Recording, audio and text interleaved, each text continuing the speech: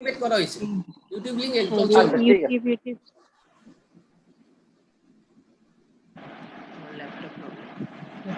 দাদা 520 এডিট তো হয়ে আছে। ও নেট ওয়াইফাই এর উপরে আমার বলে ওয়াইফাই কানেক্ট করা যাবে না? না ওয়াইফাই তো স্ক্রিন পাবে। নমস্কার, আজ 28শে জুলাই বিশ্ব হেপাটাইটিস দিবস। প্রতি বছর হেপাটাইটিস ফাউন্ডেশন অফ ত্রিপুরা এই দিনটি বিভিন্ন কর্মসূচির মাধ্যমে প্রতিপালন করেন, কিন্তু এবার বিভিন্ন পারিপার্শ্বিক প্রতিকূল পরিস্থিতির জন্য অন্য আঙ্গিকে আমরা এখানে আজকে এই আলোচনা সভার আয়োজন করেছি। আজকে আলোচনায় আমাদের মধ্যে আছেন প্রফেসর ডক্টর প্রদীপ ভৌমিক, যিনি হেপাটাইটিস ফাউন্ডেশন অফ ত্রিপুরার সভাপতি এবং আগরতলা সরকারি মেডিকেল কলেজের মেডিসিন ডিপার্টমেন্টের প্রফেসর। উনি দীর্ঘদিন ধরে এই সংস্থার সঙ্গে কাজ করে আসছেন। আমাদের মধ্যে আছেন আগরতলা সরকারি মেডিকেল কলেজের কমিউনিটি মেডিসিনের বিশেষজ্ঞ প্রফেসর ডক্টর সুব্রত বৈদ্য, যিনি সামাজিকভাবে হেপাটাইটিসকে প্রতিরোধ করার জন্য অনেক অগ্রণী ভূমিকা পালন করে থাকেন। আমাদের মধ্যে আজ আমরা পেয়েছি হেপাটাইটিস বি রোগীর চিকিৎসা পরিষেবা দেওয়ার জন্য কাজ করছেন দক্ষ চিকিৎসক তথা ত্রিপুরা মেডিকেল কলেজ হাসপাতালের বিশেষজ্ঞ চিকিৎসক ডক্টর অভিক চক্রবর্তীকে।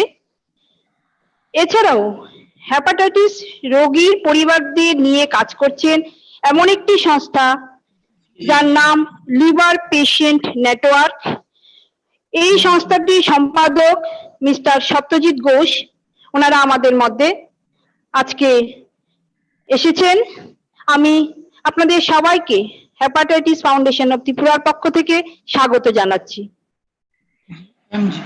প্রথমে আমি জানতে চাইব হেপাটাইটিস ফাউন্ডেশন অফ ত্রিপুরার প্রেসিডেন্ট তথা সভাপতি ডক্টর প্রদীপ ভৌমিক স্যারের কাছ থেকে যে হেপাটাইটিস ফাউন্ডেশন অফ ত্রিপুরা 2002 সাল থেকে কাজ করে আসছে হেপাটাইটিস বি মুক্ত ত্রিপুরা গড়ার লক্ষ্য নিয়ে। কিন্তু দেখা যাচ্ছে বিশ্ব স্বাস্থ্য সংস্থা 2020 সালে বলেছেন 2030 সালের মধ্যে হেপাটাইটিস মুক্ত ভবিষ্যৎ গড়ার স্বপ্ন। স্যার, এই বিষয়ে আমি জানতে চাইবো যে হেপাটাইটিস ফাউন্ডেশন অফ ত্রিপুরা কিভাবে কাজ করছে বা প্রস্তুতি নিচ্ছে আমাদের ত্রিপুরাকে হেপাটাইটিস মুক্ত করার জন্য, হেপাটাইটিস মুক্ত ত্রিপুরা গড়ে তোলার জন্য এবং হেপাটাইটিস মুক্ত ভবিষ্যৎ গড়ার স্বপ্ন নিয়ে। স্যার, প্লিজ আপনি আপনার মতামত আমাদের সঙ্গে শেয়ার করুন।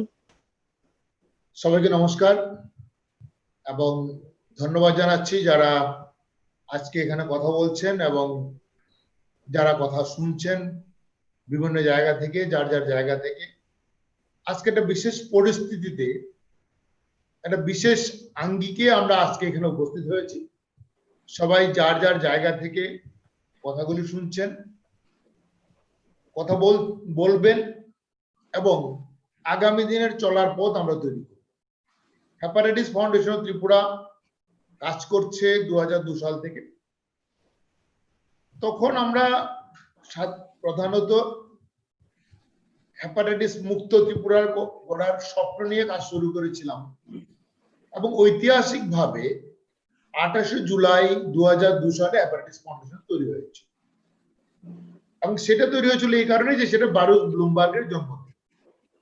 পরবর্তী সময়ে ওয়ার্ল্ড হেলথ অর্গানাইজেশন 2010 সালে একটা বিশেষ মিটিং এ সিদ্ধান্ত গ্রহণ করে যে বারুচ ব্লুমবার্গের জন্মদিনকে বিশ্ব হেপাটাইটিস দিবস হিসেবে পালন করা হবে। 2011 সাল থেকে সেটা করছে এবং আজকে আমরা স্বপ্ন দেখছি যে আগামী দিনে, আগামী 10 বছরের মধ্যে যেটা আমাদের সাবস্টেন্সিয়াল ডেভেলপমেন্ট গোল রয়েছে, সেখানে আমরা এলিমিনেট করব হেপাটাইটিস বি এবং সি কে বা হেপাটাইটিস। আমরা হেপাটাইটিস ফাউন্ডেশন ত্রিপুরার সদস্যরা এবং আমাদের এই রাজ্যের ত্রিপুরার সমস্ত মানুষদের একসঙ্গে নিয়ে কাজ করেছিলাম, করা শুরু করেছিলাম একটা উদ্দেশ্য নিয়ে যে আমরা চাইছি আমরা আমাদের রাজ্যকে হেপাটাইটিস মুক্ত করা, এবং আমরা জানি যে কোনো রোগ যদি প্রতিরোধ করতে তার কয়েকটা পদ্ধতি রয়েছে। প্রথম হলো সেটাকে ভ্যাকসিনেশনের মাধ্যমে বা টিকাকরণের মাধ্যমে প্রতিরোধ করা যায়। টিকাকরণের পরে আমরা চিকিৎসা করতে পারি। তার জন্য সবচেয়ে বেশি যেটা দরকার আমাদের একটা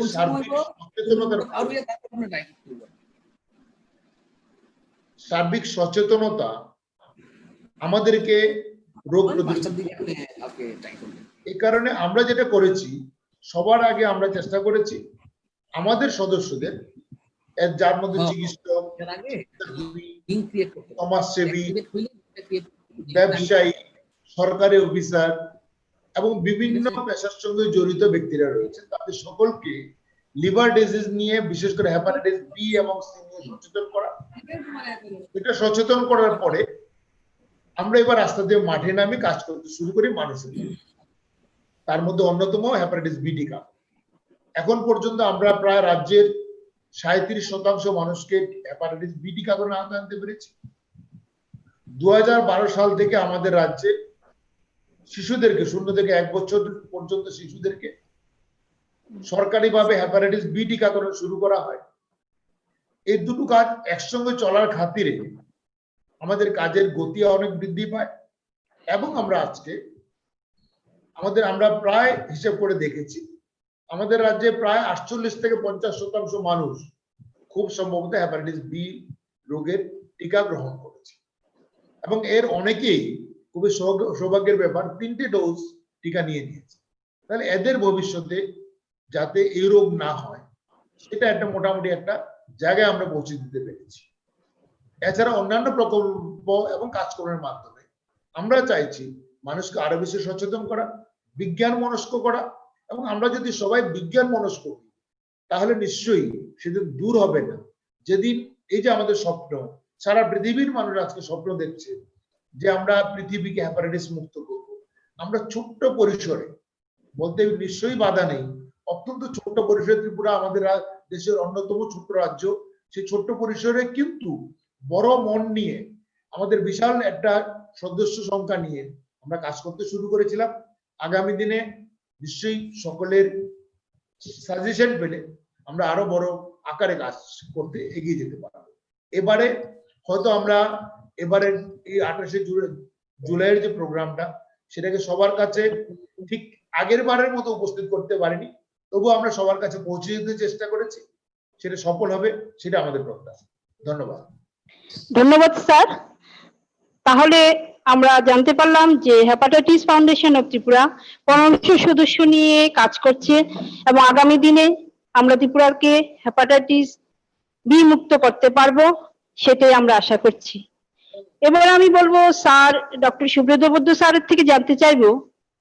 নমস্কার স্যার, হেপাটাইটিস বি আমাদের রাজ্য ত্রিপুরার কমিউনিটিতে কিভাবে ছড়াচ্ছে এবং কিভাবে আমরা সাধারণ মানুষ হেপাটাইটিস বি কে প্রতিরোধ করতে পারবো, এই বিষয়ে স্যার আপনার মতামত আমরা জানতে চাইবো। কারণ আপনি স্যার দীর্ঘদিন ধরে কমিউনিটি মেডিসিন ডিপার্টমেন্টে কাজ করে আসছেন, তাই এই বিষয়ে আপনি হয়তো অবগত আছেন এবং আমাদেরকে অবগত করবেন যে আমরা সাধারণ মানুষকে হেপাটাইটিস বি হাত থেকে কিভাবে রক্ষা করতে পারবো। স্যার প্লিজ আপনি আপনার মতামত আমাদের সঙ্গে শেয়ার করুন। আজকে হেপাটাইটিস ওয়ার্ল্ড হেপাটাইটিস ডে, যেটার মাধ্যমে আমরা মানুষকে সচেতন করার চেষ্টা করছি, এবং আগামী দিনে হেপাটাইটিস থেকে যে লিভার ক্যান্সার হচ্ছে বা মৃত্যু হচ্ছে সেটাকে প্রতিরোধ করার জন্য আমাদের এগিয়ে আসার জন্য আমরা অঙ্গীকার করছি। এখন হেপাটাইটিস আমরা জানি hepatitis A, B, C, D plus hepatitis G আছে। কোনোটা জলবাহিত রোগ বা কোনোটা অন্য মোড অফ ট্রান্সমিশন হয়।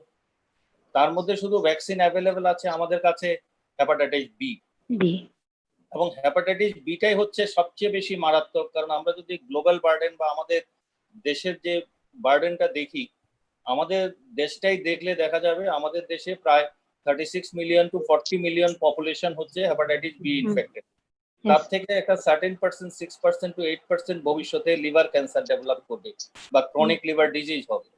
প্লাস এখন পর্যন্ত দেখা গেছে যে মোটামুটি যত লিভার ক্যান্সার পেশেন্ট আছে almost 5,000 to 6,000 yearly cases are coming from this hepatitis B infection. এখন আমাদের যে প্রতিরোধ করা, যেটা এসডিজি ডক্টর প্রদীপ ভৌমিক বলেছে যে 2030-তে এলিমিনেশন করা, তো আগে এলিমিনেশনটা বুঝতে হবে। এলিমিনেশন মানে আমাদের রোগটাকে এমন লেভেলে নিয়ে যেতে হবে যাতে ওটা পাবলিক হেলথ কোনো প্রবলেম না হয়। সেটার ক্ষেত্রে আমাদের হেপাটাইটিস বি এর ক্ষেত্রে আমাদের হাতে যে এখন যে অস্ত্রটা আছে সেটা হচ্ছে একমাত্র ভ্যাকসিনেশন। এবং বিভিন্ন স্টাডিতে বা WHO এখনো বলেছে যে যখন প্রি ভ্যাকসিন এরা 5% population specially in the children যেখানটাতে ইনফেকশন থাকতো, ভ্যাকসিন দেওয়ার পরে গ্লোবালি কিন্তু সেটা কমে 1% চলে এসেছে। এখন আমাদের স্টেটে যে ভ্যাকসিনেশন প্রোগ্রাম চলছে, HFT থেকে শুরু হয়েছে, তারপরে আমাদের গভর্নমেন্ট প্রোগ্রামে চলছে। এখন মোস্ট ইম্পর্টেন্ট হচ্ছে আমাদের স্টেটের ক্ষেত্রে বা আমাদের দেশের ক্ষেত্রে যে বার্ড ডোজটা তাড়াতাড়ি দেওয়া, কারণ WHO বলছে যত তাড়াতাড়ি বার্ড ডোজ দেওয়া যাবে তত তাড়াতাড়ি হেপাটাইটিস বি কে প্রিভেনশন করা যাবে, তত কমিয়ে আনা যাবে। এখন আমাদের লক্ষ্য রাখতে হবে যে প্রত্যেকটা বাচ্চা যারা জন্মাচ্ছে বা কিছুদিন আগে থেকে বার্ড ডোজ শুরু হয়ে গেছে, প্রত্যেকটা জায়গাতে যাতে আমরা বার্ড ডোজটা ঠিক মতন ইউজ করা হয় এবং বার্ড ডোজটা দেওয়া হয়, প্লাস প্রত্যেকটা ডোজ যাতে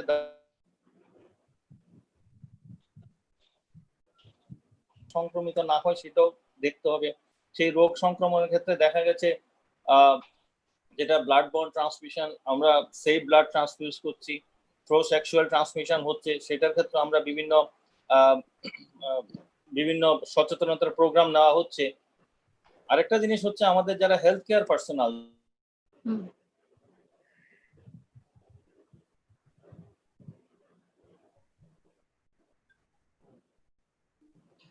এখন আমরা কোভিড স্ট্যাটাসের মধ্যে আছি, তার মধ্যে সেই বিভিন্ন ইউনিভার্সাল প্রোটেকশন নিতে হচ্ছে, হ্যান্ড ওয়াশিং থেকে শুরু করে। আমরা অনেক আগে থেকেই বলে আসছি যে এই সমস্ত ইনফেকশনগুলি, যে ব্লাড বর্ন ইনফেকশনগুলি প্রিভেন্ট করতে হলে আমাদের কিছু ইউনিভার্সাল প্রিকশন হসপিটালে নিতে হবে। কিন্তু দেখা গেছে আমাদের হেলথ কেয়ার পার্সোনালদের ক্ষেত্রে একটু রিলাক্টেন্স আছে যে গ্লাভস ইউজ করা বা হ্যান্ড ওয়াশিং, ওই সমস্ত প্রসেস যেগুলি বলা হয় সেগুলি সম্পর্কে। এখন আমি বলতে চাই যে হেপাটাইটিস বি শুধু নয়, হেপাটাইটিস বি এর সাথে আরো মারাত্মক হচ্ছে হেপাটাইটিস সি। কারণ হেপাটাইটিস সি কিন্তু আমাদের হাতে কিন্তু কোনো ভ্যাকসিন নেই, এবং আমাদের দেশে যদি পুলটা দেখা যায় তাহলে হেপাটাইটিস সি পুল কিন্তু কম নয়, প্রায় 10 to 15 million people suffer from hepatitis C. আর হেপাটাইটিস সি মুশকিল হচ্ছে কি, হেপাটাইটিস সিটা বেশিরভাগ ক্ষেত্রে ডায়াগনোসিস হচ্ছে একটা এই যে যখন এটা কমপ্লিকেশন, লিভার কমপ্লিকেশন বা ক্যান্সার স্টেজে যায় তখনই ডায়াগনোসিস হয়। যদিও বিভিন্ন ধরনের মেডিসিন আছে, কিন্তু হেপাটাইটিস সির কিন্তু কোনো ভ্যাকসিন নেই। সুতরাং হেপাটাইটিস সি ইনফেকশন যাতে না হয় তার জন্য যে প্রতিরোধ ব্যবস্থা আমরা বলছি সেটাকে মেনে চলতে হবে। মেইনলি ওটা হচ্ছে ব্লাড বর্ন ইনফেকশন, ইনজেকশন থেকে, কন্টামিনেটেড শুজ থেকে হচ্ছে, শেয়ারিং নিডেল থেকে হচ্ছে, যারা আইভি ড্রাগ ইউজার্স আছে ওদের মধ্যে হচ্ছে। তো সুতরাং হেপাটাইটিস সি প্রিভেনশন হচ্ছে একটা বিরাট বড় ব্যাপার, দুটোই একসাথে চলছে। আর বাকি হেপাটাইটিস এ এবং হেপাটাইটিস ই হচ্ছে জলবাহিত রোগ।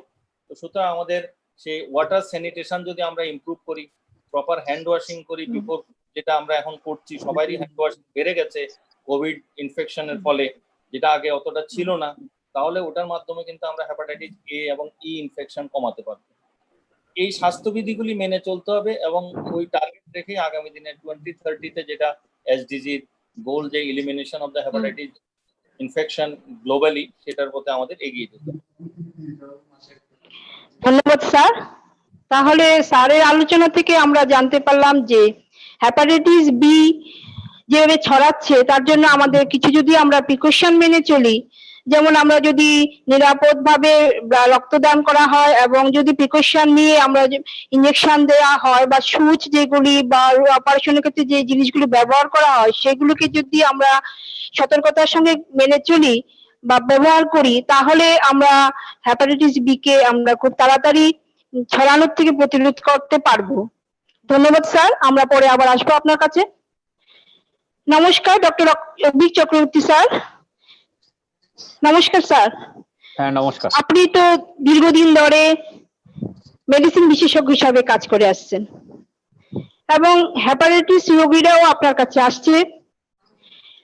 আজকের আলোচনায় জানতে চাইবো হেপাটাইটিস রোগীরা কি অবস্থায় আপনার কাছে আসেন, কি কি উপসর্গ নিয়ে আসেন, কি রকম শারীরিক লক্ষণ নিয়ে আসছেন, কি পরিস্থিতির মধ্যে কি অবস্থাতে আসছেন এবং আপনি ওনাদেরকে কিভাবে চিকিৎসা পরিষেবা দিয়ে থাকেন সে বিষয়ে যদি আপনি আমাদেরকে সংক্ষিপ্তভাবে আলোচনার মাধ্যমে বুঝিয়ে দেন তাহলে আমরা আশা করি এই আলোচনা থেকে আমাদের সমাজ কিছু উপকৃত হবে।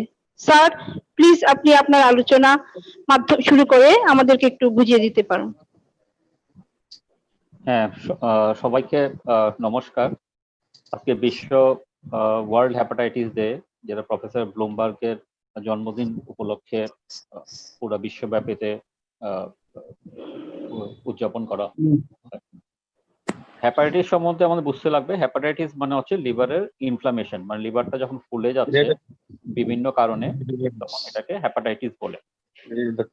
তার মধ্যে কিছু আছে অ্যাকিউট হেপাটাইটিস। অ্যাকিউট হেপাটাইটিস আমরা বলি যখন রোগটা 6 মাসের মধ্যে ঠিক হয়ে যায়, আর ক্রনিক হেপাটাইটিস আমরা বলি যখন এটা 6 মাসের বেশি যখন এটা চলে। ঠিক আছে? অ্যাকিউট হেপাটাইটিস বেশিরভাগ ক্ষেত্রেই কিছু ভাইরাস থেকে হয়, এবং ডক্টর সুব্রত বৈদ্য স্যার বলেছেন আপনাদেরকে hepatitis A and hepatitis E এগুলো জলবাহিত রোগ, এবং কিছু ক্ষেত্রে হেপাটাইটিস বি এবং স্বল্প ক্ষেত্রে হেপাটাইটিস সি। তবে কিছু অংশে মানুষদের অন্য লক্ষণের অন্য কারণের জন্য অ্যাকিউট হেপাটাইটিস হতে পারে, যেমন মেয়েদের, যেমন মহিলাদের অটোইমিউন হেপাটাইটিস। তারপরে কিছু মেডিসিনস থেকে ওষুধের পার্শ্ব প্রতিক্রিয়া হিসাবে, যেমন অত্যাধিক প্যারাসিটামল খেলো, পেইন কিলার খেলো, কিছু অ্যান্টিবায়োটিক থেকে হেপাটাইটিস হতে পারে। তো অ্যাকিউট হেপাটাইটিসটা যেটা 6 মাসের মধ্যে সেরে যায়। তো অ্যাকিউট হেপাটাইটিস নিয়ে যখন পেশেন্ট আসে, ওদের ইউজুয়ালি প্রথমে কেউ কেউ একটু জ্বর হয়, তারপরে খিদে ভাব একদমই কমে যায় এবং বমি ভাব পায়, কিছু খেতে একদম ইচ্ছা করে না, মুখের মধ্যে একটা তেতো স্বাদ থাকে, কিছু খেলেই একটা বমি ভাব হয়। তারপর আস্তে আস্তে ওদের জন্ডিস, মানে যেমন চোখ হলুদ হয়ে যাওয়া, ইউরিন হলুদ হয়ে যাওয়া, এই লক্ষণগুলো শুরু হয়। তো অ্যাকিউট হেপাটাইটিস ওরা ওই মেনলি যখন আসে ওরা ওই জন্ডিস বা এইসব নিয়ে আসে। তবে বেশিরভাগ ক্ষেত্রেই সাধারণ কিছু ট্রিটমেন্ট এবং ডায়েট চার্ট মেনটেন করলে অ্যাকিউট হেপাটাইটিস ঠিক হয়ে যায়। কেন কি হেপাটাইটিস এ আর ই এগুলো নিজের থেকে ঠিক হওয়ার মতন হেপাটাইটিস, খুব একটা বেশি ওষুধ লাগে না। যদি পেশেন্ট খুব বেশি বমি করে বা ওদের আগে থেকে লিভারের সমস্যা থাকে, জন্ডিস খুব বেশি হয়ে যায়, তাহলে আমরা হসপিটালে ভর্তি হতে বলি, আদারওয়াইজ ওরা বাড়িতে থেকেই সুস্থ হয়ে যায়। এবার আসছি আমি ক্রনিক হেপাটাইটিস। ক্রনিক হেপাটাইটিস বলতে আমরা বোঝাচ্ছি যেগুলো 6 মাস থেকে বেশি যেটা মানুষের শরীরে থাকে। তার মধ্যে মেইন হচ্ছে হেপাটাইটিস বি এবং হেপাটাইটিস সি। হেপাটাইটিস বি আর সি যেগুলো ক্রনিক হেপাটাইটিস, অনেক সময়ই পেশেন্ট এটা অ্যাসিম্পটোমেটিক থাকে, মানে ওদের কোনো শারীরিক সমস্যা দেখা যায় না, হয়তো কোনো একটা রুটিন চেক আপ করলো তখন হেপাটাইটিস বি বা সি ধরা পড়ে এবং তখন ওরা ডাক্তারের কাছে আসে। বা অনেক সময় আমরা জানি আজকাল মাদের ডেলিভারির আগে ওদের রুটিন স্ক্রিনিং করা হয়, কোনো অপারেশনের আগে রুটিন স্ক্রিনিং করা হয়, এন্ডোস্কোপির আগে অনেক সময় আমরা hepatitis B hepatitis C test করি। তো সেই সময়কার অনেক সময় স্ক্রিনিং এ ধরা পড়ার পরে ওরা তখন চিকিৎসা পরামর্শ নিতে ডাক্তারবাবুদের কাছে আসেন। আর কিছু পেশেন্ট যাদের আগের স্টেজে ধরা পড়ে না, আনফরচুনেটলি ওরা তখন 20 বছর 30 বছর পরে ওদের লিভারে সিরোসিস দেখা দেয়। তো লিভারে সিরোসিস যখন হয় তখন অনেকেরই প্রথমে উপসর্গ যেটা শুরু হয় যে পা ফুলে যাওয়া, পেটটা আস্তে আস্তে ভার লাগে, কারণ পেটের মধ্যে জল এসে পড়ে, হাত পা গুলো খুব সরু হয়ে যাবে, কেন কি শরীরের আমাদের যে মাংসগুলো, মানে সেই মাংস পেশিগুলো আস্তে আস্তে কমে যায় এবং পেটটা ভার হতে থাকে, কেন পেটের মধ্যে জল জমতে থাকে। কেউ কেউ একটু একটু জন্ডিসও হতে পারে, কেউ স্কিনের কালারটা একটু চেঞ্জ হতে পারে, একটা স্লেট কমপ্লেকশন এসে পড়ে, মাটি মাটি রং এসে পড়ে মুখের মধ্যে, মুখমণ্ডলে, এবং অবশ্যই ক্ষুধাবন্ধ হয়।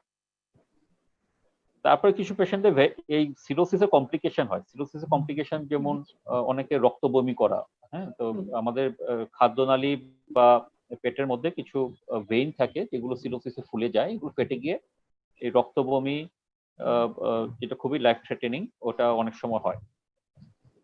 কিছু পেশেন্টে তখন অ্যাবনর্মাল সাইকিয়াট্রিক প্রেজেন্টেশনের মতো হয়, ওরা ঘুমোয় না, অনেক সময় উন্মাদের মতন ব্যবহার করে, ওটাকে আমরা হ্যাপাটিক ক্যান্সার বলে বেশি বলি। কিছু পেশেন্টের পেটের জলের মধ্যে ইনফেকশন হয়ে যায়, তো ওগুলো থেকে কিছু পেশেন্টে তারপরে আবার কিডনির সমস্যা দেখা দেয়, লিভার প্রবলেম থেকে কিডনির সমস্যা দেখা দেয়, কেউ কেউ আবার লাংসের সমস্যা দেখা দেয়। তো যখন সিরোসিস হয়ে যায় তখন বিভিন্ন অঙ্গ আস্তে আস্তে এই মানে এফেক্টেড হতে শুরু করে। আরেকটা যেটা ড্রেডফুল কমপ্লিকেশন সেটা হলো হেপাটোসেলুলার কার্সিনোমা। অনেক পেশেন্ট লিভার সিরোসিস হয়তো স্টেবল আছে, হঠাৎ করে দেখা গেল ওরা পেটের উপর অংশে ব্যথা শুরু হলো, হঠাৎ করে পেট ফুলে যাওয়া, তখন ওদের হয়তো সোনোগ্রাফি, সিটি স্ক্যান বা কিছু ব্লাড টেস্ট আছে, ওটা দিয়ে হয়তো বোঝা গেল যে ওদের হেপাটোসেলুলার কার্সিনোমা ধরা পড়ে। তো আমাদের মূলত পেশেন্ট এভাবেই আসে, যেটা আপনি জিজ্ঞেস করেছিলেন। অ্যাকিউট হেপাটাইটিসের ইউজুয়ালি বেশিরভাগই আসে কারণ ওদের কিছু উপসর্গ থাকে, কিন্তু ক্রনিক হেপাটাইটিসের অনেকেরই কোনো উপসর্গ থাকে না এবং ওরা এই বিভিন্ন কমপ্লিকেশন নিয়ে আসে। কিন্তু দুঃখের বিষয় আছে, যখন ওরা এইসব সিরোসিস বা হেপাটোসেলুলার কার্সিনোমা নিয়ে আসছে, ওদের বেশিরভাগই তখন খুব লেট স্টেজ হয়ে যায় এবং চিকিৎসা খুব ব্যয়বহুল হয় এবং হয়তো সবাই ঠিকভাবে পুরোপুরি সুস্থ হয়ে ওঠেন না। তো এটি আমার সংক্ষিপ্ত বক্তব্য। ধন্যবাদ স্যার। তাহলে আমরা জানতে পারলাম আপনার থেকে যে হেপাটাইটিস বি এবং সি হলেই বেশি সমস্যা হয়, বাকিগুলোর কোনো সমস্যা নেই, ততটা থাকে না। এবং এটার জন্য দেখতে পেলাম যে হেপাটাইটিস বি যদি হয় কোনো ব্যক্তির, তাহলে ওনাকে লাইফ লং, সারা জীবন চিকিৎসা করতে হবে এবং সারা জীবনই ওষুধ খেতে হবে। দেখা গেছে যে এই যে সারা জীবন ওষুধ খেয়ে যাওয়া, এটা অনেক পরিবারের পক্ষেই খুব দুঃসাধ্য ব্যাপার হয়ে ওঠে। তাই হেপাটাইটিস রোগীদের নিয়ে বা লিভার রোগীদের নিয়ে একটি সংস্থা কাজ করছে, যার নাম লিভার পেশেন্ট নেটওয়ার্ক সিস্টেম। আমরা আজকে আমাদের আলোচনার মধ্যে পেয়েছি এই সংস্থারই সেক্রেটারি মিস্টার সত্যজিৎ ঘোষ। আমি ওনার কাছ থেকে জানতে চাইবো যে এই সংস্থাটি, এই যে লিভার পেশেন্ট নেটওয়ার্ক সিস্টেম, এই সংস্থাটি লিভার রোগীদেরকে নিয়ে কিভাবে কাজ করছে এবং এর পিছনে উদ্দেশ্য কি। মিস্টার সত্যজিৎ, নমস্কার। আমাদেরকে একটু লিভার পেশেন্ট নেটওয়ার্ক সিস্টেমটা সম্পর্কে আমাদের সবার একটু জানা দরকার, তাই তুমি যদি এই ব্যাপারটা নিয়ে একটু আমাদেরকে জানাও তাহলে আমরা উপকৃত হব। সত্যজিৎ, নমস্কার। নমস্কার সবাইকে। প্রথমেই এই আজকে ওয়ার্ল্ড হেপাটাইটিস ডে 2000 আমাদের হেপাটাইটিস ফাউন্ডেশন অফ ত্রিপুরার উদ্যোগে এই ভার্চুয়াল প্রোগ্রামে আমি সবাইকে স্বাগত জানাচ্ছি। আসলে এই লিভার পেশেন্ট নেটওয়ার্কের উদ্দেশ্যটা কি সম্পর্কে যদি আমি বলতে চাই, আমার মনে হয় আগে একটু হেপাটাইটিসের যে বার্ডেনটা সারা পৃথিবীতে, সারা বিশ্বে যে আছে, এটা নিয়ে আমার একটু আলোচনা করা উচিত। আজকের দিনে সারা পৃথিবীতে মোটামুটি 30 কোটিরও বেশি মানুষ এই হেপাটাইটিস রোগে আক্রান্ত এবং প্রতি বছর মোটামুটি 9 লক্ষ মানুষ এই রোগে মারা যাচ্ছে। এবং যত লোক মারা যাচ্ছে, এই হেপাটাইটিস কিন্তু একটা 7 হাইয়েস্ট রিজন। আরেকটা আমি বলবো, আজকে পৃথিবীতে মোটামুটি 30 কোটির মতো মানুষ তারা জানে না যে তারা হেপাটাইটিস নিয়ে বেঁচে আছে, এবং এটা কিন্তু একটা খুব বাজে দিক। তারা তাদের অসচেতনতার জন্য কিন্তু তারা অন্যদেরকে ইনফেক্ট করছে এবং নিজেদেরও আগামী দিনে অনেক শারীরিক অসুবিধার দিকে নিজে ঠেলে দিচ্ছে। আরেকটা গ্লোবালি যে ডাটা আছে, আমাদের পৃথিবীর মাত্র 42%, 42% শিশুরাই কিন্তু জন্মের সাথে সাথে হেপাটাইটিস বির অ্যাডভান্স ভ্যাকসিনেশনটা পাচ্ছে। তো এটা মোটামুটি একটা গ্লোবাল চিত্র। আমি যদি আমাদের রাজ্যের কথা ভাবি, ত্রিপুরা রাজ্যের কথা ভাবি, আজকে থেকে 12-14 বছর আগেও আমাদের রাজ্যে মোটামুটি 5% মানুষের হেপাটাইটিস বির সংক্রমণের হার ছিল। তো এই 5% ছিল এটা। এবং আরেকটা ঘটনা কি, তারপরে কি হয়েছে, মাস ভ্যাকসিনেশন হয়েছে, আজকে কিন্তু এই হারটা, এই যে হেপাটাইটিস বি সংক্রমণের হারটা কিন্তু আমাদের রাজ্যে অনেকটা কমে গেছে। কিন্তু যেটা হচ্ছে, তুলনামূলক হেপাটাইটিস সি সংক্রমণের হারটা কিন্তু বেড়ে গেছে। ঠিক আছে, আজকে আরেকটা যে জিনিসটা, আরেকটা যে দিক আছে, মানে এই যে যেটা বললো যে আমি লিভার পেশেন্ট নেটওয়ার্ক যে ব্যাপারটা, যে উদ্দেশ্যের মধ্যে যাত্রাপথ শুরু, আজকে কিন্তু একটা শ্রেণী আছে যারা already infected. Hepatitis foundation of ত্রিপুরার ছত্রছায়ায় যে লিভার ক্লিনিক চলছে, এখানে কিন্তু মোটামুটি 2000+ হেপাটাইটিস পেশেন্ট, লিভার পেশেন্ট কিন্তু এখানে রেজিস্টার্ড। এবং এরা বাদেও আরো অনেক লোক আছে, অনেক পেশেন্ট আছে যারা বিভিন্ন খান থেকে পরিষেবা নিচ্ছে। আমরা সবাই জানি হেপাটাইটিস আক্রান্ত মানে তার কিছু একটা চিকিৎসা প্রোটোকল আছে। হেপাটাইটিস আক্রান্ত, হেপাটাইটিস বি, সি আক্রান্ত সবাইকে প্রতি বছর ন্যূনতম 5-6 হাজার টাকা তার রক্ত পরীক্ষা করাতে হচ্ছে। এর মধ্যে একটা অংশের মানুষকে আবার বছরে 8-10 হাজার টাকার ওষুধ খেতে হচ্ছে। ঠিক আছে, তাহলে একটা বড় অংশ পেশেন্টদের কিন্তু বছরে 10-15টা প্রায় 15,000 টাকার মতো খরচ করতে হচ্ছে। এবং আমাদের মতো রাজ্যে যেখানে অনেক গরিব মানুষ আছে, নিম্ন মধ্যবিত্ত এবং মধ্যবিত্ত মানুষ আছে, তাদের কিন্তু এটা ভীষণ অসুবিধা হচ্ছে। তো এটা কিন্তু একটা বিরাট বার্ডেন। একটা জিনিস আমি বলবো, আমাদের সরকারি যে পরিকাঠামো যে আছে, সরকারি যে স্বাস্থ্য পরিষেবা আছে, এখানে কিন্তু আমাদের যদি এই কিছু যে পরীক্ষাগুলো বলছি, 6,000 টাকা 7,000 টাকা যে বছরে খরচ হচ্ছে, এটা যদি সেই সরকারি পরিষেবা যদি আমাদের অন্তর্ভুক্ত করা হয়, বিশেষ করে রক্ত পরীক্ষার ব্যাপারটা, তাহলে কিন্তু এই জিনিসটা কিন্তু একটা বিরাট এই যে বোঝা আছে, আর্থিক বোঝা, সেক্ষেত্রে লাঘব হবে। আমরা হেপাটাইটিস ফাউন্ডেশন অফ ত্রিপুরা ছত্রছায়ায় লিভার পেনশন নেটওয়ার্ক নামে যে সংগঠনটা গড়ে তুলেছি বা কাজ করছি, সেটার উদ্দেশ্য হচ্ছে সবাইকে একসাথে করা। যারা লিভারের বিভিন্ন সমস্যায় জর্জরিত বা সমস্যায় ভুগছে, তাদেরকে একসাথে মানে একত্রিত করলে কি হবে, সবাই কিন্তু প্রত্যেকে তার সমস্যা নিয়ে বিক্ষিপ্তভাবে বিভিন্ন জায়গায় চিকিৎসা করছে। এখানে কি হচ্ছে, অনেকে নিজেকে একাকিত্ব মনে করছে, অসহায় মনে করছে, দুর্বল মনে করছে। ঠিক আছে, এবার আমরা যখন একটা প্ল্যাটফর্ম দিচ্ছি, সবাই যখন একসাথে হবে বা হচ্ছে, এখানে কিন্তু ব্যক্তিগত সমস্যাটা ব্যক্তিগত থাকছে না। তখন একটা সমস্যা যখন এটা অনেকের থাকে, তখন এটা একটা কমিউনিটি সমস্যা, একটা কমন সমস্যা আকার ধারণ করে। এখানে কিন্তু কি হবে, এখানে কিন্তু একটা সবার সাথে সবার যখন একটা যোগাযোগ স্থাপন হবে এই প্ল্যাটফর্মের মাধ্যমে, তখন কিন্তু কেউ আর এখন দুর্বল অসহায় বোধ করবে না। ঠিক আছে, এবং কোনো একটা সমস্যা যখন কমিউনিটি সমস্যা হিসেবে রূপ নেবে, তখন কিন্তু সেই সমস্যা থেকে পরিত্রাণ পাওয়ার রাস্তা অনেকটা সহজ হবে। ঠিক আছে, তো আমরা বেশ কয়েক মাস ধরে এটা নিয়ে কাজ করছি। লিভার পেশেন্ট নেটওয়ার্ক, এই হেপাটাইটিস ফাউন্ডেশন অফ ত্রিপুরা ছত্রছায়ায় মোটামুটি 50 জনের মতো মেম্বার আমরা পেয়ে গেছি। আমি আজকে এই অনুষ্ঠান থেকে সবাইকে ওয়েলকাম জানাচ্ছি। আমি একটা আপিল করবো যে যারা যে কোনো সমস্যায়, যে কোনো ধরনের লিভার সমস্যায় যারা আছেন, আমাদের এই নেটওয়ার্কে আপনারা নিজেদের নাম নথিভুক্ত করতে পারেন। এটা ফ্রি। এটা আমাদের উদ্দেশ্য হচ্ছে আমরা সবাই একত্রিত হব, আমাদের অনেক চিকিৎসা অনেক অত্যাধুনিক তথ্য আদান প্রদান আমরা করতে পারবো, এবং একত্রিত হলে এটা আমাদের একে অন্যকে বুঝাতে পারবো, এবং সার্বিকভাবে আমরা সকলে এই যে কমিউনিটি যারা আছে সবাই কিন্তু উপকৃত হব। ঠিক আছে, ধন্যবাদ সত্যজিৎ, খুব ভালো একটি উদ্যোগ হেপাটাইটিস ফাউন্ডেশন অফ ত্রিপুরার সঙ্গে কাজ করছে একই সাথে, যেটা নাকি লিভার পেশেন্ট নেটওয়ার্ক সিস্টেম। আবার আসবো সবার শেষে। এখন আমি ডক্টর ভৌমিক স্যার থেকে আরো কিছু জানতে চাইবো।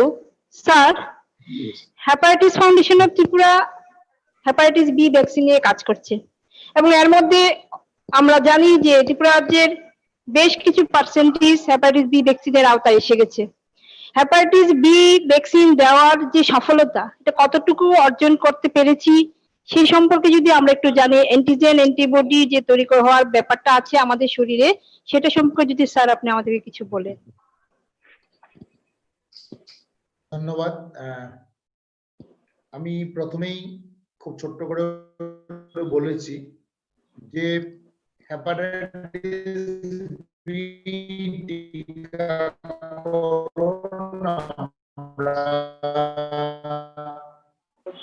অনেকদিন আগে শুরু করেছিলাম সেই 2002 সালের আমাদের এই অঞ্চলে সাউথ ইস্ট এশিয়ানকে বাদ দিলে এবং চীনকে বাদ দিলে এটা অন্যতম একটা বিশেষ উদ্যোগ।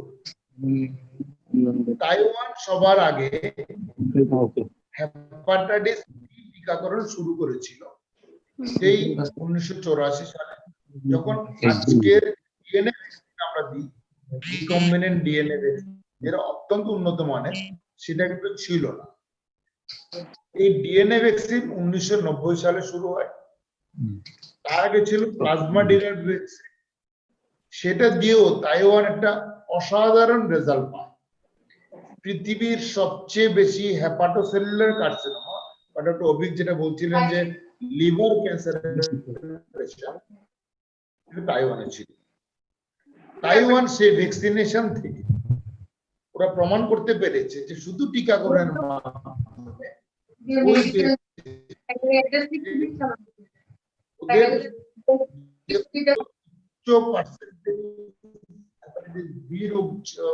কমাতে পেরেছে এবং সেটা অত্যন্ত সুন্দরভাবে প্রমাণ করতে পেরেছে যে টিকাকরণের মাধ্যমে, কেবল টিকা হেপাটাইটিস বি টিকার মাধ্যমে হেপাটোসেলুলার কার্সিনোমা বা লিভার ক্যান্সার কমানো যায়। সেটাকে এই তাইওয়ান মডেলটাকে সারা বিশ্ব কিন্তু গ্রহণ করেছে এবং আমরা ত্রিপুরাতে আমরা ভাবলাম যে যেহেতু আমাদের রাজ্যে হেপাটাইটিস বি প্রবণতা অনেকটা বেশি, বিশেষ করে আমাদের এখানকার যারা উপজাতীয় অংশের মানুষ ওদের মধ্যে আমরা হেপাটাইটিস বি টিকাকরণ শুরু করি, কারণ ওই সময় দেশে বা রাজ্যে হেপাটাইটিস বি টিকাকরণ সরকারিভাবে দেওয়া সম্ভব ছিল।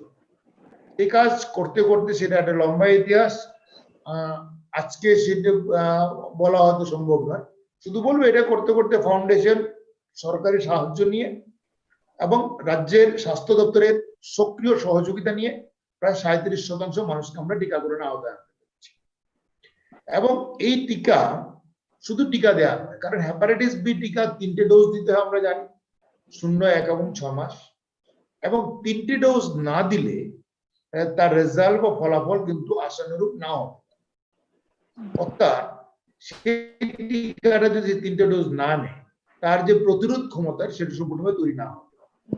আমরা দেখেছি আমাদের রাজ্যে প্রায় আমরা পরবর্তী টিকাকরণ পরবর্তী পোস্ট ভ্যাকসিনেশন আমরা কিছু স্টাডি করেছি, অ্যানালাইসিস করেছি। আমরা দেখেছি আমাদের রাজ্যে ফেলিউর রেট 20% বেশি নয়, অর্থাৎ থার্ড ডোজ ভ্যাকসিনেশন প্রায় 80%। সেটা একটা বিশাল সাফল্য কম্পারেটিভলি অন্য যেখানে আমাদের উদ্যোগটা সেই একটা রাজ্যের তুলনায় নিশ্চয়ই একটা সরকারি মাধ্যমের তুলনায় বেশি নয়, তবু 80% সাকসেস আমরা মনে করি। বা কিছু কিছু ক্ষেত্রে শহরের দিকে আরো অনেকটা বেশি, গ্রামের দিকে কিছুটা কম। সেটা হলে কিন্তু একটা ভালো সফলতা পেয়েছি। দ্বিতীয় সফলতা যেটা পেয়েছি, আমাদের রাজ্যে আমরা চিকিৎসা কর্মী শুরু করে বিভিন্ন পেশায় নিযুক্ত এবং বিভিন্ন বয়সে লোকদের মধ্যে অ্যান্টিবডি, অর্থাৎ ভ্যাকসিন দেওয়ার পরে তার রেজাল্ট কতটা হয় সেটা কি করা যায়। তৃতীয় ডোজ ভ্যাকসিন দেওয়ার পরে মানে 6 মাসে যখন আমরা থার্ড ডোজ ভ্যাকসিন দিই, তার 1 মাস পরে অর্থাৎ 7 মাসের মাথায় আমরা ইচ্ছেগুলো টেস্ট করে দেখতে পারি যে আমি যে টিকাটা নিলাম সেটা কতটা উপযোগী হয়েছে। এবং আমরা দেখেছি যে আমাদের যে অ্যান্টিবডি বা NTHBS সেটা ডেভেলপমেন্ট রেট খুবই ভালো। এবং অতএব এটার ভিত্তিতেই কিন্তু সারা বিশ্ব একসময় সিদ্ধান্ত নিয়েছিল যে অ্যান্টিবডি যদি ভালো তৈরি হয় তাহলে বুস্টার ডোজের দরকার নেই। এবং আমাদের এখানে আমরা দেখেছি যে অ্যান্টিবডি ডেভেলপমেন্ট খুবই ভালো এবং সারা বিশ্ব এর মধ্যে সিদ্ধান্ত নিয়েছে যে আমরা বুস্টার ডোজ আমরা হেপাটাইটিস বি দেব না, শুধুমাত্র যারা ক্রনিক কিডনি ডিজিজে ভোগেন তাদেরকে হেপাটাইটিস বি বুস্টার ডোজ দেওয়া হয়। ওদের ডোজ শিডিউল আলাদা, 0.6 মাস, তারপর প্রতি 1 বছরে ওদের বুস্টারের প্রয়োজন হয় টেস্ট করতে। এবং এছাড়া যারা থ্যালাসেমিয়া রোগী, যাদের ব্লাড ট্রান্সফিউশন দিতে হয় বা যাদের কোনো কারণে ইমিউনিটি শরীরের রোগ প্রতিরোধ ক্ষমতা কম থাকে, ওদের দিতে হয়। এটা একটা অন্য বিষয়। তবে সাধারণত আমরা NTHBS করাই না বা করতে হয় না, সেটা আমাদের রেজাল্ট ভালো। তাই আমরা এটাই বলবো যে সফলতা ডেফিনেটলি রয়েছে। এবং তারপরে যখন আমাদের কেন্দ্রীয় সরকার 2012 সালে, আসলে সেটা 2011 সালের শেষ দিকে, 2012 সালে সারা ভারতবর্ষে অ্যাডভান্স হেপাটাইটিস বি ভ্যাকসিনেশন শুরু করলো। যেটা ডক্টর বৈদ্য বলছিলেন যে অ্যাডভান্স ভ্যাকসিনেশন একটা বিশাল ব্যাপার। সেটা যখন শুরু করলো এবং সেটা যখন এগিয়ে যেতে থাকলো, তখন আস্তে আস্তে কিন্তু তার একটা এফেক্ট সারা বিশ্বে বা আমাদের সারা দেশে পড়তে শুরু করলো। অ্যাডভান্স ভ্যাকসিনেশন বিশ্বের বিভিন্ন দেশে দেওয়া হয়। আমরা শুরু করেছি 2012 সালে, এবং তার আগে আসলে ফাউন্ডেশন তার আগে থেকেই অ্যাডভান্স ভ্যাকসিনেশন আমরা আমাদের নিজেদের উদ্যোগে শুরু করেছিলাম। পরবর্তী সরকারি উদ্যোগে সেটা হচ্ছে। এতে লাভটা যেটা হচ্ছে যে দুটো জিনিস দেখতে হয়, সেটা হলো একটা হলো কত পার্সেন্ট লোক অ্যাডভান্স ভ্যাকসিনটা নিতে পারছে, সেটা আমাদের রাজ্যে প্রায় 80%। আর আমরা যেটা চাইছি বা আমরা যারা কথা বলছি এই রোগ নিয়ে, নিঃসন্দেহে বা আমি আশা করব ডক্টর বৈদ্য আমার সঙ্গে একমত হবেন, আমরা যদি 100% ইনস্টিটিউশনাল ডেলিভারি এনশিওর করতে পারি, অর্থাৎ প্রত্যেক মা যদি গর্ভবতী মা যদি প্রথমে তার প্রথম 3 মাসের মধ্যে গর্ভবতী হওয়ার 3 মাসের হাসপাতালে আসেন, তার পরীক্ষা নিরীক্ষাগুলি করিয়ে নেন, ওই সময় যদি আমরা হেপাটাইটিস বি, সি এবং এইচআইভি পরীক্ষা করি, পরবর্তী সময় জন্মের সময় যদি হাসপাতালে ডেলিভারি হয় এবং অ্যাডভান্স যে ভ্যাকসিনগুলি হেপাটাইটিস বি এবং বিসিজি এবং পোলিও ভ্যাকসিনগুলি নেওয়া যায়, এবং যেহেতু হেপাটাইটিস বি বর্তমানে এর মধ্যে আমাদের যে ইপিআই এর মধ্যে ইনক্লুড করা হয়েছে, সেটা যদি আমরা দিতে পারি 6 উইকস, 10 উইকস এন্ড 14 উইকস, তাহলে কিন্তু সেদিন দূর হবে না যেদিন সত্যিকারের অর্থে আমরা আমাদের সমস্ত শিশুদেরকে ভ্যাকসিন দিতে পারবো।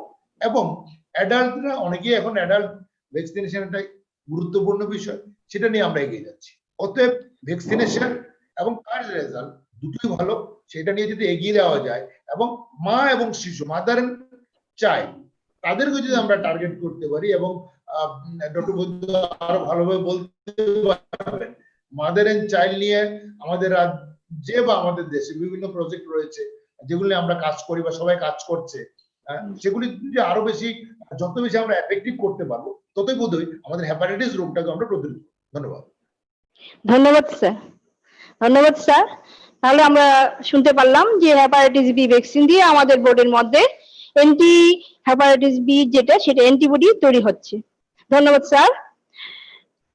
ডক্টর বৈদ্য স্যার, আপনি আমাদেরকে বলেছেন যে আজকালকার ড্রাগ এডিক্ট বেড়ে গেছে, এবং যার ফলে আমরা দেখতে পাচ্ছি যে হেপাটাইটিস সি ব্যাপক হারে বৃদ্ধি পাচ্ছে। দেখা যাচ্ছে যে ড্রাগ এডিকশনের ফলে অনেক যুবক যুবতী তার খারাপ দিকটা শিকার হচ্ছেন এবং হেপাটাইটিস সি তে আক্রান্ত হচ্ছেন, অথচ ওরা জানেন না নিজেরাও যে হেপাটাইটিস সি তে আক্রান্ত হয়েছেন। স্যার, আপনার কাছ থেকে জানতে চাইবো যে আমাদের এই কমিউনিটিতে ড্রাগ এডিকশন নিয়ে কিভাবে আমরা এটাকে প্রতিরোধ করতে পারি, বা যারা ড্রাগ এডিক্টেড হয়েছেন ওনাদের রিহেবিলিটেশন করার জন্য সরকারের তরফ থেকে কোনো উদ্যোগ বা কি কি ব্যবস্থা আছে স্যার, এই সম্পর্কে যদি আমাদেরকে আপনি কিছু একটু জানান। ডক্টর বৈদ্য স্যার। হ্যাঁ, ড্রাগ এডিকশনের যে ব্যাপারটা, হেপাটাইটিস সি হচ্ছে ইনজেক্টেবল ড্রাগ এডিকশনের সঙ্গে সম্পর্কিত। এখন ড্রাগ এডিকশন ভেরিয়াস টাইপ হয়, আমি ওইদিকে কিছু বলবো না। ইনজেক্টেবল ড্রাগ এডিকশনের ক্ষেত্রে কি হচ্ছে যে শেয়ারিং অফ দ্য নিডল হচ্ছে সবচেয়ে গুরুত্বপূর্ণ ব্যাপার। তো তার জন্য শুধু হেপাটাইটিস সি নয়, সঙ্গে এইচআইভি ট্রান্সমিশনও বেড়ে যায়। যার ফলে কি হচ্ছে, আমাদের যে ন্যাশনাল এইডস কন্ট্রোল প্রোগ্রাম আছে, ওইটার থ্রুতে বিভিন্ন ধরনের needle exchange program, substitution program, বিভিন্ন প্রোগ্রাম এবং ড্রাগ এডিক্ট কাউন্সিলিং সেন্টার খোলা হয়েছে যাতে ড্রাগ এডিকশনটা কমানো যায়। আর এমনিতে তো আমাদের রাজ্যে এবং গোটা দেশে চলছে যে ড্রাগ এডিকশনটাকে যাতে, বিভিন্ন ধরনের ড্রাগ এডিকশনটাকে যাতে কমানো যায়। তবে ম্যাক্সিমাম ট্রান্সমিশন হচ্ছে থ্রু ইনজেক্টেবল ড্রাগ, ওটা হচ্ছে হেপাটাইটিস সি এর ক্ষেত্রে। আর হেপাটাইটিস বি যেটা ডক্টর ভৌমিক বলছিল যে ইনস্টিটিউশনাল ডেলিভারি করে এট বার্থ ভ্যাকসিন দেওয়া, this is a very good effort. আমার মনে হচ্ছে যে 2030-তে আমাদের যে ইলিমিনেশন টার্গেট, ওটা সাকসেস হবে আমরা যত বেশি এট বার্থ ভ্যাকসিন দিতে পারি। কারণ আমরা দেখেছি যে এপিডেমিওলজিক্যালি যদি ট্রান্সমিশন সাইকেলটা আমরা দেখি, যে সাধারণত the age of first year যদি ইনফেকশন হয় 90% এর ক্ষেত্রে কিন্তু এটা ক্রনিক ইনফেকশনে যেতে পারে। তো সুতরাং আমরা যদি ওই সময় ভ্যাকসিনটা দিয়ে দিতে পারি, তাহলে সেই ইনফেকশন হওয়ার সম্ভাবনা থাকে না। আর খুব রিসেন্টলি একটা সুখবর বেরিয়ে গেছে WHO থেকে, যে হুম। এখন ডক্টর ভৌমিক যেটা বললো যে আমরা যদি টেস্ট করি ডিউরিং অ্যান্টিনেটাল চেকআপ, তখন যদি ধরা পড়ে যে হেপাটাইটিস বি ইনফেকশন আছে এবং অতি কম দামে ট্যানোফিভির বলে একটা মেডিসিন বেরিয়ে গেছে যেটাকে ইউজ করা যাবে আফটার 28 উইকস অফ প্রেগন্যান্সি থেকে, তাহলে যে ফিটো ম্যাটারনাল যে ট্রান্সমিশন হওয়ার চান্সটা থাকে সেই চান্সটাও অনেকটা কমে যাবে। মানে ভ্যাকসিন দিয়ে তো কমানো হচ্ছে, প্লাস ওই ড্রাগটা দিয়েও কমানো যাচ্ছে। তো সুতরাং এই যে টোটাল প্রোগ্রামটা ইলিমিনেশন হেপাটাইটিস বির জন্য আমাদের হাতে খুব ভালো ভ্যাকসিন আছে, প্লাস বাকি মেজার গুলি যদি আমরা নিই, কিন্তু হেপাটাইটিস সি হচ্ছে গ্রেট কনসার্ন। যে এক্ষুনি আপনি বললেন যে ড্রাগ এডিকশন, কিন্তু ড্রাগ এডিকশন ছাড়াও আমরা যারা হেলথ কেয়ার পার্সোনাল আছি, তারপরে যারা সেফ ইনজেকশন প্র্যাকটিস আমরা করছি না, তারপরে ওই ক্ষেত্রে চান্স অফ ইনফেকশন খুব বেশি থাকে। প্লাস আরেকটা জিনিস দেখা গেছে যে হেপাটাইটিস সি ইনফেকশন কিন্তু অলমোস্ট 60 to 70% এসিমটোমেটিক। এসিমটোমেটিক আপনি বুঝবেন না যে আপনি হেপাটাইটিস সি ইনফেকশন হয়েছে, কিন্তু এটা ধরা পড়ে যদি আপনি অ্যাক্সিডেন্টাল টেস্ট করান বা ধরুন কোনো কারণে হয়তো আপনার টেস্ট হচ্ছে, তখন আপনি গিয়ে হয়তো ওইটাকে ধরা বুঝতে পড়বে। যাবে।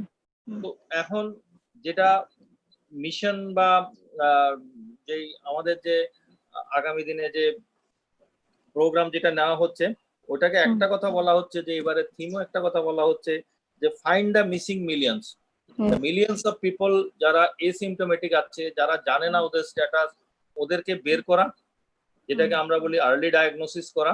ডায়াগনোসিস করার পরে বিভিন্ন ধরনের মেডিসিন আছে, সেই মেডিসিন গুলি বিভিন্ন সময় খেলে সেরেও যায়। তো সুতরাং প্রতিরোধের দুটো দিক আছে, একটা প্রাইমারি প্রিভেনশন, একটা সেকেন্ডারি প্রিভেনশন। প্রাইমারি প্রিভেনশন হচ্ছে আমাদের যে ভ্যাকসিন দেওয়া, তারপরে প্রপার ইউনিভার্সাল প্রিকশন নেওয়া, এই জিনিসগুলি দেখতে হবে। কিন্তু সেকেন্ডারি প্রিভেনশনের ক্ষেত্রে হচ্ছে আর্লি ডিটেকশন, মানে আমরা যাতে তাড়াতাড়ি টেস্ট করিয়ে নিজেদের স্ট্যাটাসটা জানতে পারি। স্ট্যাটাস জানার পরে ভয়ের কোনো কারণ নেই, আজকাল অনেক ট্রিটমেন্ট আছে যেগুলি সম্পর্কে ডক্টর অভিক চক্রবর্তী জানবেন বা doctor Bhowmik more aware this about the new treatment আর কিভাবে প্রিভেন্টিভ মেডিসিনের রেজিমেন আছে, স্পেশালি হেপাটাইটিস সি তো গুড রেসপন্স পাওয়া যাচ্ছে আজকাল যে সমস্ত মেডিসিন ইউজ করা হচ্ছে। তো সুতরাং আশা করব দুটো অ্যাপ্রোচ, শুধু প্রাইমারি প্রিভেনশন নয়, প্রাইমারি প্রিভেনশন এবং সেকেন্ডারি প্রিভেনশন একসাথে মিলে কাজ করলে গিয়েই সেই এলিমিনেশন যেটা আমাদের এসডিজি তে টার্গেট নেওয়া হয়েছে বা আমরা গোল যেটা ঠিক করেছি সেটাকে আমরা অ্যাচিভ করতে পারবো। Thank you. ধন্যবাদ স্যার। অভিক চক্রবর্তী স্যারকে কাছে যাচ্ছি স্যার।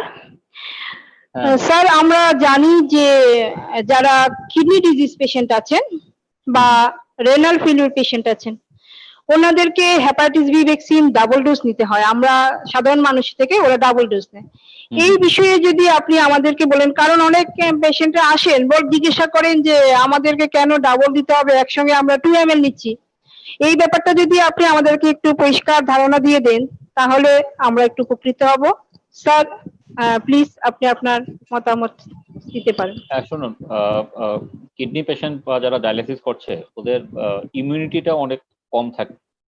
তো আমরা এখন ইমিউনিটি নিয়ে আমরা এখনো কোভিডের জন্য অনেক কিছু জেনেছি যে একটা ভাইরাস বা একটা প্রোটিন যখন আমরা শরীরের ভিতরে ঢোকে, শরীর এটার এগেইনস্টে একটা অ্যান্টিবডি তৈরি করে।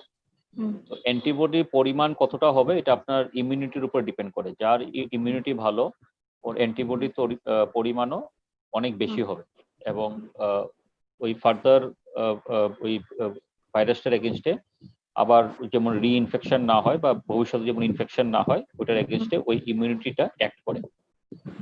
তো কিডনি পেশেন্টরা ওদের ইমিউনিটি কম, ক্যান্সার পেশেন্ট ওদের ইমিউনিটি কম, লিভার পেশেন্ট ওদের ইমিউনিটি কম, যারা ডায়াবেটিস খুব লেট স্টেজে দীর্ঘদিন আনকন্ট্রোল ডায়াবেটিস ওদের ইমিউনিটি কম। তার মধ্যে দেখা গেছে যে কিডনি পেশেন্ট, কিছু ক্যান্সারের পেশেন্ট ওদের ইমিউনিটিটা অন্যদের তুলনায় আরো বেশি কম থাকে। তো সেই ক্ষেত্রে আমরা যখন একটা ভ্যাকসিন দিব, তো ভ্যাকসিন দিলে মনে হচ্ছে আমরা ভাইরাসের একটা প্রোটিন আমরা শরীরে দিচ্ছি, সেটার এগেইনস্টে বডি অ্যান্টিবডি তৈরি করে যেটা ফিউচারে ভাইরাসটার থেকে আমাদেরকে প্রোটেকশন দিবে। তো ওদের যেহেতু ইমিউনিটি কম, তো আমাদের যে অ্যান্টিজেন ডোজটা মানে যে প্রোটিনটা আমরা শরীরে দেব ওটার পরিমাণ যদি আমরা বাড়িয়ে দেই এবং ভ্যাকসিনের শেডিউলটাও যদি একটু চেঞ্জ করি, মানে অন্যদের যেমন 3টে ভ্যাকসিন লাগে, কিডনি পেশেন্টকে আমরা 4টে ভ্যাকসিন দিই, তো দেখা যাচ্ছে যে ডোজটাও বাড়িয়ে এবং 3টে জায়গা 4টে ভ্যাকসিন দিলে অ্যান্টিবডি রেসপন্সটা বেটার হয়। যেটা নর্মাল মানুষের 3টে ভ্যাকসিন দিলে মোর দেন 95% অ্যান্টিবডি তৈরি হয়, সেটা কিডনি পেশেন্টকে এই ডাবল ডোজে এবং 4টে ভ্যাকসিন দিলে তারপরে গিয়ে হয়তো মোর দেন 90% অ্যান্টিবডি তৈরি হয়। এবং আরেকটা জিনিস মনে রাখতে লাগবে যে হয়তো প্রতি বছর আপনাকে বুস্টার ডোজও দিয়ে যেতে লাগতে পারে কিডনি পেশেন্টকে। ওইটা অ্যান্টিবডি টেস্ট করে আপনি অ্যান্টিবডির পরিমাণ মিনিমাম 10 ইউনিটস এর উপর থাকতে লাগে, যদি তার নিচে কমে যায় তাহলে আপনার হয়তো বুস্টার নিতে লাগবে। তো যেহেতু আমাদের মুদ্রা কথা হচ্ছে আমাদের যেহেতু ইমিউনিটিটা কম, তো আমাদের অ্যান্টিবডি তৈরি করতে আরো বেশি পরিমাণে অ্যান্টিজেন দিতে লাগবে, মানে প্রোটিন ঢুকাতে লাগবে। সেই জন্য কিডনি পেশেন্টদের ডোজও বেশি এবং ভ্যাকসিনের পরিমাণটাও বেশি। আশা করি আমি বোঝাতে পেরেছি। ধন্যবাদ স্যার। হ্যাঁ, আপনার আলোচনা থেকে আমাদের পরিষ্কার হয়ে গেল যে কেন কিডনি ডিজিজ বা রেনাল ডিজিজ পেশেন্টদের ডাবল ডোজ দিতে হয়। এখন আমরা ধন্যবাদ স্যারকে। এখন আমরা চলে যাচ্ছি কিছু প্রশ্ন উত্তর পর্যায়ে। শ্রোতা বন্ধুদের যারা অংশগ্রহণ করেছেন ওনাদের কাছে আমরা কিছু প্রশ্নের আশা করছি এবং আপনাদের প্রশ্নের উত্তর দেওয়ার জন্য আমাদের এখানে এক্সপার্টরা আছেন। আপনারা যদি কিছু প্রশ্ন করেন ভালো হবে।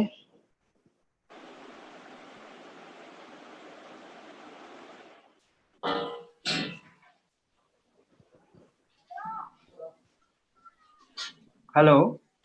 হ্যালো। হ্যাঁ দিদি, আমি অডিবল তো? হ্যাঁ, অডিবল, বলতে পারুন। আচ্ছা, আমার প্রশ্ন হচ্ছে মানে আপনি আগে কাকে প্রশ্নটা করবেন যদি বলুন, আমি ওনাকে প্রশ্ন দিতে পারছি। কোন এক্সপার্টের ওপিনিয়ন নিতে চাইছেন? হ্যাঁ, আমার এই অভিক স্যারের কাছে আমার একটা প্রশ্ন রয়েছে। হ্যাঁ, অভিক স্যারকে বলছি। হ্যাঁ, বলুন। হ্যালো। হ্যালো, বলুন। হ্যাঁ স্যার, গুড ইভিনিং। হ্যাঁ, গুড ইভিনিং। Good evening. হ্যাঁ, হিমাদ্রি বলছি। আচ্ছা স্যার, বলছি এই যে আপনি একটু আগে বললেন ইমিউনিটির ব্যাপারে, কোভিড-19 নিয়ে তো আজকাল ইমিউনিটি নিয়ে খুবই হচ্ছে, কিন্তু স্যার এক্স্যাক্টলি আমরা মানে বুঝবো কিভাবে যে সাধারণ মানুষের মধ্যে যাদের ধরুন কোনো এমনিতে ডিজিজ নেই, নর্মাল লোকজনের মধ্যে কার ইমিউনিটি পাওয়ার বেশি, কার ইমিউনিটি পাওয়ার হয়তো বা কম, এটা এমনিতেও কিভাবে বোঝা যাবে? কি এর কি কোনো পথ রয়েছে? তুমি কি হিমাদ্রি মানে ইন জেনারেল ইমিউনিটি কথা বলছো? Right sir, right, in general. হ্যাঁ, দেখো আমাদের এই ইউজুয়ালি নর্মাল হেলদি পেশেন্টে মানে আদারওয়াইজ তোমার যদি ডায়াবেটিস না থাকে বা আমি যেগুলো বললাম cancer, liver disease, kidney disease, এগুলো যদি এই 4টে জিনিস যদি না থাকে তাহলে ইউজুয়ালি মোটামুটি সবারই ইমিউনিটি কম বেশি ভালোই থাকে। এখন বুঝতে লাগবে যে অনেকে হয়তো ভাবে যে আমার বারবার সর্দি হচ্ছে, এটা হয়তো আমার ইমিউনিটি কমের লক্ষণ, কিন্তু সবসময় কিন্তু এটা না। এক একজন মানুষের এক একটা ভাইরাস ব্যাকটেরিয়ার এগেইনস্টে আলাদা রকম ইমিউনিটি আছে। কেউ হয়তো সর্দি কাশি হচ্ছে কিন্তু সর্দি হচ্ছে সাধারণ, কিন্তু হয়তো দেখছো নিউমোনিয়া হচ্ছে না, ঠিক আছে না? তো বিভিন্ন ভাইরাস, যেমন অনেক ভাইরাসের এগেইনস্টে কেউ ইমিউনিটি থাকে, অনেক ভাইরাসের এগেইনস্টে নাও থাকতে পারে। তো এটা ইন জেনারেল সবার ক্ষেত্রে বোঝা যাবে না। তবে আমাদের বুঝতে লাগবে আমরা যদি এই মোটামুটি আমার যদি শরীরের যদি ডায়াবেটিস বাসা না বাঁধে, আমাদের লিভার প্রবলেম না থাকে, কিডনি প্রবলেম না থাকে, ক্যান্সার যদি না থাকে, বা কিছু জন্মগত ইমিউন ডেফিসিয়েন্সি ডিসঅর্ডার আছে যেগুলো আমরা জেনেটিক্যালি পাই, এগুলো থাকলে অবশ্যই ইমিউনিটি কম থাকবে। আপনার যদি এইচআইভি হয়, যেটা অ্যাকোয়ার্ড ইমিউনোডেফিসিয়েন্সি, যেমন আপনার যদি এইচআইভি বা এইডস রোগ ঢোকে তখন ইমিউনিটি কমে যেতে পারে। কেউ যদি স্টেরয়েড নেয় রেগুলার, খুব বেশি মানে একটু হাই ডোজে স্টেরয়েড দীর্ঘদিন যদি নিয়ে যায় তাহলে ইমিউনিটি কমে যায়। যারা রেগুলার একদম খাওয়া দাওয়া, বিশেষ করে খুবই নেগলেক্টেড খাওয়া দাওয়া করে, মানে প্রোটিন একদমই খায় না, ওদের ইমিউনিটি একটু কমে যেতে পারে। কিন্তু অ্যাজ সাচ জেনারেল মানুষ যারা নর্মাল হেলদি লাইফস্টাইল লিড করে ইউজুয়ালি ইমিউনিটি ভালোই থাকে। তবে ওই একটা ভাইরাসের এগেইনস্ট ইমিউনিটি আর একটা ভাইরাসের এগেইনস্ট ইমিউনিটির সাথে কম্পেয়ার না করাই উচিত, কেন কি শরীরে বিভিন্ন ভাইরাসের এগেইনস্ট ইমিউনিটি ডিফার করে টাইম টু টাইম। যেমন সর্দি কাশি ভাইরাস রাইনো ভাইরাস থেকে অনেকই হয়, এটা প্রতি একটা রাইনো ভাইরাসের এগেইনস্ট একটা রাইনো ভাইরাস ইমিউনিটি কোনো কাজ করে না, তো বারবার অনেকে সর্দি কাশি হতেই পারে। কেউ যদি অ্যালার্জির ধাত থাকে তো ওদের সর্দি কাশি বেশি হতে পারে। তো এই জিনিসটা আমাদের খেয়াল রাখতে লাগবে, এবং normal healthy lifestyle, regular exercise করা, হেলদি ডায়েট খাওয়া, ফ্রুটস এন্ড ভেজিটেবল যেটা রিকমেন্ড করে WHO, রেগুলার 2 to 3 সার্ভিস, দিনে 2 থেকে 3 বার ফ্রুটস আর ভেজিটেবল খাওয়া, 8 ঘন্টা করে এক্সারসাইজ করা, সিগারেট, অ্যালকোহল এগুলো থেকে দূরে থাকা, এগুলো করলে মোটামুটি আমাদের ইমিউনিটি আর হেলদি প্রোটিন, কার্বোহাইড্রেট, ফ্যাট সহ একটা হেলদি ডায়েট খাওয়া, তাহলে আমাদের ইউজুয়ালি ইমিউনিটি আশা করা যায় যে মানে নর্মাল থাকবে। আচ্ছা, থ্যাংক ইউ। ধন্যবাদ স্যার। আরো কিছু প্রশ্ন করার থাকলে? হ্যালো হ্যালো, হ্যাঁ অনিমেষ বলছিলাম। হ্যাঁ বলুন। আমার ডক্টর অভিক চক্রবর্তী স্যারের কাছে একটা কোশ্চেন ছিল যে আচ্ছা, আমরা ডক্টর যে অভিক একটু ধরুন, ডক্টর অভিক চক্রবর্তী স্যার আপনার কাছে হ্যাঁ, কোশ্চেনটা আছে। হ্যাঁ বলছিলাম, আমরা যে সাধারণ মানুষ মেডিসিন খায়, মেডিসিনের থেকে হেপাটাইটিস হওয়ার বা মেডিসিনের কোনো ইম্প্যাক্ট লিভারের উপর কিভাবে পড়ছে সেটা একটু জানার ছিল। হ্যাঁ, অনেক মেডিসিনই আছে যেগুলো লিভারের উপরে কিছু না কিছু এফেক্ট আছে। দেখুন, আমরা অ্যালোপ্যাথি ওষুধ যখন একটা বের হয়, তো বুঝতে লাগবে যে এটা সবসময় একটা প্লেসিবো, মানে হচ্ছে ধরুন আপনি একটা ট্যাবলেট নিলেন, একটা ট্যাবলেট আপনি গ্লুকোজের ট্যাবলেট বানালেন যেটা আমার কিছুই নেই, তো দুটো রোগীর মধ্যে পরীক্ষা করা হয় যে আপনার এই ওষুধটা ধরুন আপনি কিছু একটা অ্যান্টিবায়োটিক বানালেন যেটা স্কিনের কোনো ফোড়া কমানোর জন্য, তখন একটা প্লেসিবোর সঙ্গে সবসময় এটাকে ট্রাই করা হয়, এবং দেখা যায় যে যদি আপনার ওষুধটা প্লেসিবোর থেকে অনেক, প্লেসিবো মানে হচ্ছে যেটা বেসিক্যালি কোনো ওষুধ না, ওষুধ থেকে যখন খুব বেশিভাবে কাজ করে এবং পার্শ্ব প্রতিক্রিয়াটা খুব অ্যাকসেপ্টেবল মানে হয়তো কিছু সাধারণ কিছু লিভার সমস্যা হতে পারে, বা সাধারণ কিছু যেমন পেটে একটু গ্যাস হলো, একটু মাথা ব্যথা হলো, যে পার্শ্ব প্রতিক্রিয়াগুলো খুব সিভিয়ার না, তখনই একটা ওষুধ মার্কেটে আনা হয়। তো যেমন প্যারাসিটামল, সাধারণ আমরা জ্বরের জন্য প্যারাসিটামল খাই, এটাই যদি আপনি খুব হাই ডোজে খান, প্যারাসিটামল যদি আমরা 2 গ্রাম অবধি নর্মাল মানুষ খেতে পারে, কোনো অসুবিধা নেই, 2 থেকে 4 গ্রাম, এটাই যখন কেউ 4 গ্রামের উপরে খায় তো অ্যাকিউট লিভার ফেলিয়ার হতে পারে।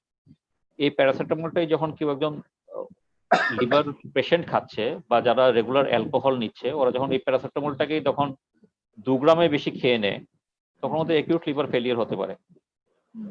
সিমিলারলি অনেক পেন কিলার আছে, যেমন আইবুপ্রোফেন, যেটা কমনলি যেমন আমরা ইউজ করি, ব্রুফেন জাতীয় ওষুধ, যেগুলো ব্যথা লিভারের সমস্যা হতে পারে। এনি পেন কিলার থেকে কিছু না কিছু লিভারের সমস্যা হতে পারে।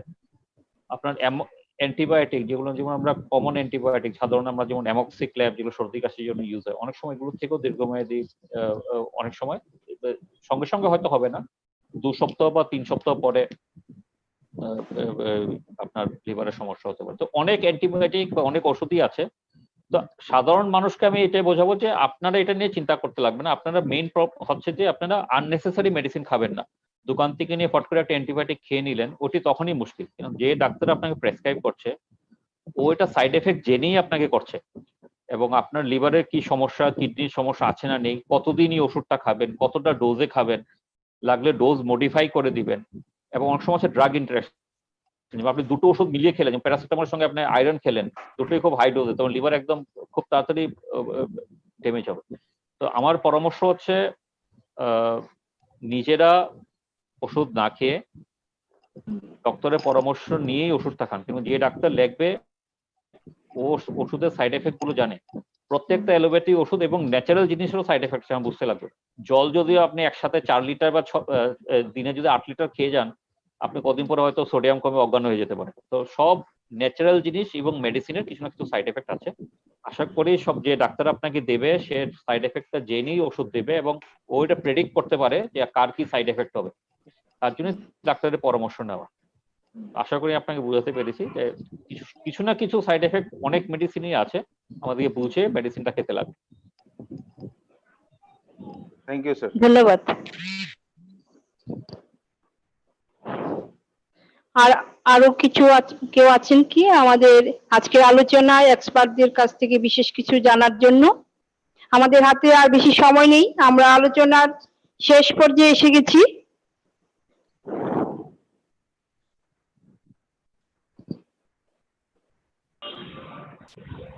মনে হচ্ছে আর প্রশ্ন করার কেউ নেই। এখন আমি আজকে যারা আলোচনা অংশগ্রহণ করেছেন সবাইকে ধন্যবাদ জানাচ্ছি।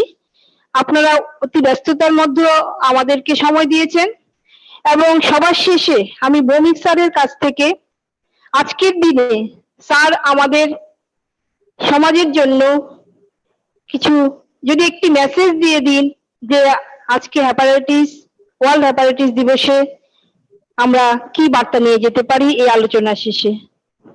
ভৌমিক স্যারকে বলবো, স্যার আমাদেরকে একটি টেক হোম মেসেজ দিয়ে দিলে আমরা খুবই খুশি হব স্যার।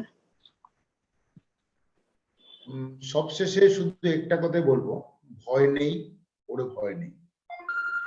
আমরা অনেক কথা বলেছি, একটা কথা আমাদের সবাইকে বুঝতে হবে, কোনো আলোচনায় কাউকে ভয় দেখানোর জন্য নয়, সন্ত্রস্ত করার জন্য নয়, সচেতন করার জন্য।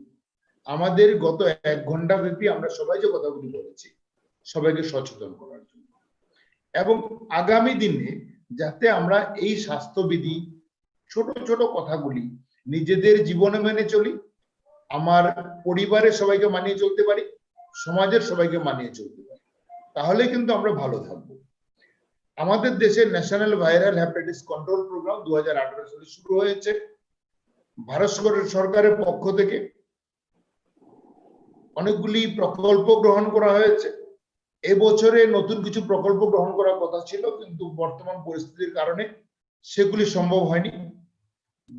2018 সাল থেকে আমরা কিন্তু হেপাটাইটিস সি এর মেডিসিন, যেগুলো অত্যন্ত ব্যয়বহুল, ডক্টর অভিক যেটা বলছিল, সেগুলি কিন্তু সম্পূর্ণ বিনামূল্যে Agartala government medical college GB হাসপাতালে দেওয়া হয়। সেখানে প্রতি বুধবারে লিভার ক্লিনিক হয়, সেখানে হেপাটাইটিস সি যেটা এখন বাড়ছে, সেটা ওষুধগুলি সম্পূর্ণ বিনামূল্যে দেওয়া। হেপাটাইটিস বি এর ওষুধও বিনামূল্যে দেওয়ার কথা ছিল। এই বছর আজকে থেকে 28 জুলাই 2020 থেকে সারা দেশে হেপাটাইটিস বি এর ওষুধ দেওয়ার কথা ছিল, সেটা সম্ভব হচ্ছে না বিভিন্ন পরিস্থিতির কারণে। আশা করি আগামী দিনে সেটা সম্ভব হবে।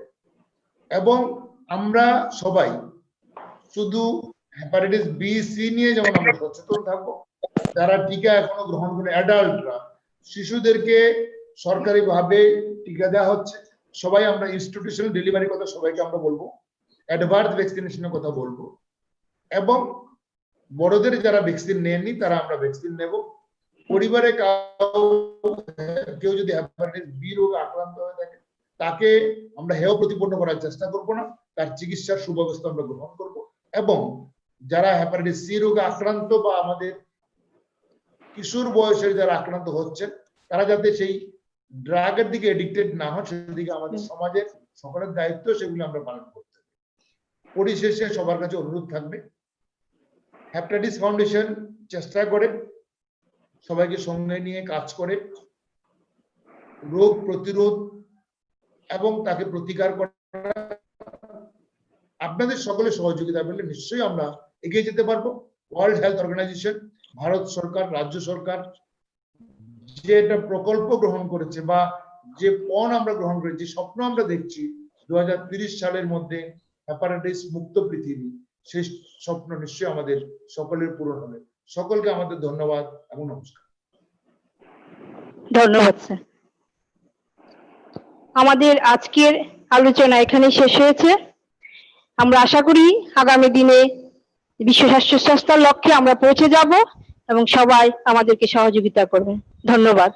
সবার শেষে আজকে বিশেষজ্ঞ যারা ছিলেন সবাইকে ধন্যবাদ জানাচ্ছি। নমস্কার।